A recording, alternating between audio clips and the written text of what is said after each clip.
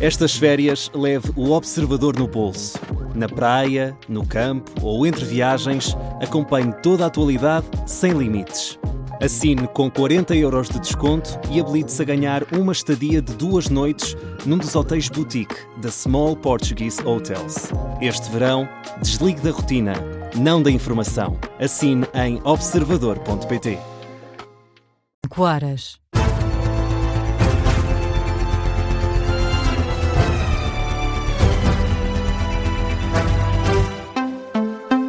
As notícias com Hugo Fortunato de Oliveira. 1.400 provas ficaram sem nota, mas este domingo os alunos que ficaram com a avaliação em suspenso vão poder ver os resultados dos exames nacionais. A garantia é do Júri Nacional de Exames e do Educa, o Instituto de Educação, Qualidade e Avaliação, que em comunicado explicam ainda o porquê das pautas, terem sido afixadas na sexta-feira, quando havia ainda notas em falta. Dizem que a decisão foi tomada para não atrasar ainda mais a divulgação dos resultados da grande maioria dos alunos e para não defraudar as expectativas das famílias. O Ministério da Educação garante que nenhum aluno será prejudicado no acesso ao ensino superior devido aos problemas na avaliação dos exames nacionais.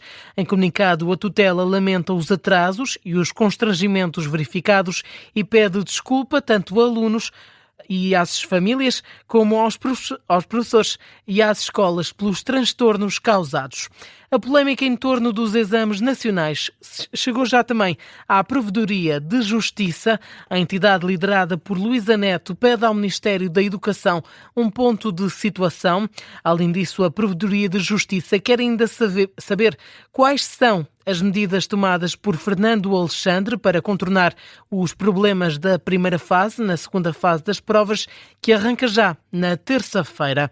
A Comissão de Trabalhadores do Instituto Nacional de Emergência Médica denuncia falhas no sistema informático utilizado nos Centros de Orientação de Doentes Urgentes, os CODU, e alerta para possíveis problemas no acionamento dos meios de emergência.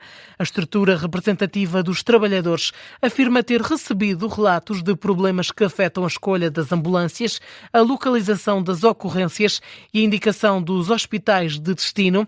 A Comissão de Trabalhadores exige, por isso, esclarecimentos à direção do INEM e questiona a entrada em funcionamento do sistema sem que todas as falhas estejam resolvidas. A organização alerta ainda para o risco de os centros de atendimento receberem informações desatualizadas sobre os meios disponíveis. O Instituto Nacional de Emergência Médica rejeita as acusações, garante o funcionamento dos sistemas informáticos e nega que tenha sido necessário recorrer a triagens em papel.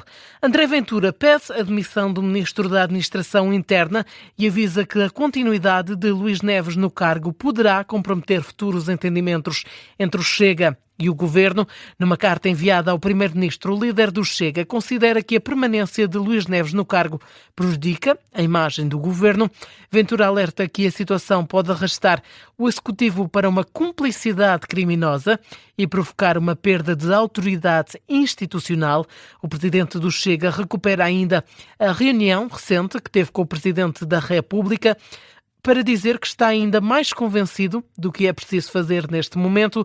O presidente do Chega, André Ventura, recorda ainda o caso do antigo ministro da Administração Interna, Miguel Macedo, que se demitiu depois de se ter visto sob suspeita criminal durante o governo de Pedro Passos Coelho, apesar de depois ter sido absolvido. Na atualidade internacional, um alto comandante iraniano deixa um aviso aos Estados Unidos e ameaça com uma resposta devastadora e decisiva a qualquer nova agressão. Numa declaração divulgada pelos meios de comunicação estatais do Irão, o oficial acusa Washington de procurar criar divisões internas no país e promete reforçar a união entre as Forças Armadas, a população e os responsáveis políticos. Uma declaração que surgiu sensivelmente uma hora antes dos Estados Unidos terem dado como concluída a 8ª noite consecutiva de ataques contra o Irão. Washington diz que é a resposta à morte de 2 militares norte-americanos num bombardeamento na Jordânia. O Comando Central dos Estados Unidos adianta que os ataques tiveram como alvo posições de vigilância costeira, sistemas de defesa aérea, meios marítimos e locais de armazenamento de mísseis e drones. As forças norte-americanas garantem ainda ter atingido unidades da Guarda Revolucionária Iraniana responsáveis pelos ataques que mataram os 2 militares norte-americanos na Jordânia. Além desses 2 mortos, há ainda um outro militar que continua desaparecido. Outros 4 soldados ficaram feridos. Com estas baixas, só para pelo menos 16 o número de militares norte-americanos mortos desde o início deste conflito no Médio Oriente. Na Venezuela, continua a subir o número de mortos, na sequência dos 2 grandes sismos que abalaram o país. O mais recente balanço de Caracas dá conta de 5.119 vítimas mortais, mais 50 mortos do que na atualização anterior. Os sismos destruíram ainda mais de 60 mil casas. Há milhares de pessoas desalojadas, sem apoio e deixadas a lutar contra condições sanitárias que se estão a degradar rapidamente. A ajuda internacional existe, mas é insuficiente para lidar com o rescaldo desses 2 grandes abalos sísmicos.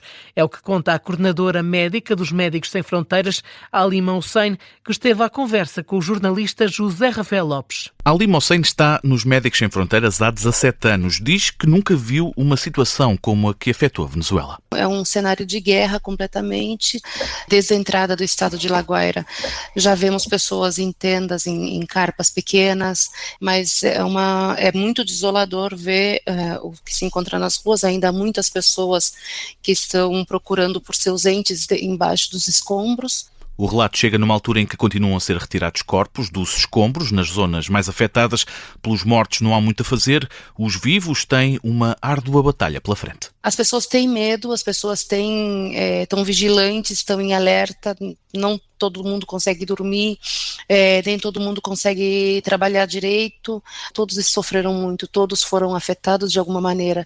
E há mesmo quem apenas procure um pouco de paz. Nesse momento já não se encontraria mais pessoas com vida, então eles estão procurando mais retirar os corpos, retirada de corpos, para que as pessoas possam encerrar um ciclo e poder fazer o luto delas, né? A degradação dos corpos das vítimas aumenta o risco sanitário. Há relatos já de problemas entre a população.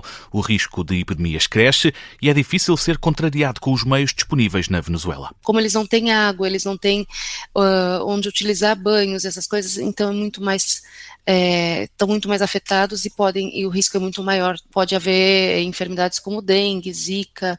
O horizonte é de reconstrução, mas ainda está longe, sobretudo devido às mais de 60 mil casas que foram destruídas. Muitos dormem ao relento. Há muitos prédios que foram interditados, não por falta de estrutura, né, e de base, que não sabemos se vão ser demolidos ou se vão cair. Então, muitas pessoas ainda estão nesses campos, nesses abrigos, a céu aberto. Ainda assim, a esperança mantém-se. A população venezuelana mostrou um nível de solidariedade muito, muito grande nessas últimas 3 semanas. Estamos vivendo um dia de cada vez, como se diz. O relato de Halima Hussein é coordenadora médica dos Médicos Sem Fronteiras na Venezuela, no país desde fevereiro e sem certezas quando vai poder regressar a uma vida normal. O jornalista José Rafael Lopes com o retrato da vida na Venezuela, nas zonas afetadas pelos sismos. No Mundial está entregue o primeiro lugar do pódio, o terceiro. A seleção inglesa derrotou a França por 6-4 e leva assim para casa a medalha de bronze. Foram 10 golos no jogo que decidiu o terceiro e o quarto classificados, apesar da vitória dos ingleses. Quem fez história foi Kylian Mbappé. Bastaram 2 golos para o ditador ultrapassar Lionel Messi na lista dos melhores marcadores deste Mundial e da história da competição. Mbappé tem mais um golo do que Messi, um registro que o argentino poderá já este domingo superar na final deste Campeonato do Mundo. Espanha e Argentina entram este domingo em campo para decidir quem será a próxima seleção campeã do mundo. Para a Espanha, esta é apenas a segunda final num Mundial de Futebol, depois da vitória em 2010 frente aos Países Baixos. Registro diferente tem a Argentina, que joga a 7ª final à procura do 3º título mundial. Se vencer, a Argentina será a 3ª seleção a conquistar 2 mundiais consecutivos, depois da Itália e do Brasil. O Espanha-Argentina é para acompanhar aqui na Rádio Observador, com relato a partir das 8 da noite deste domingo. Notícia de fecho neste jornal das 5 da manhã. O essencial da informação é atualizado às 5h30.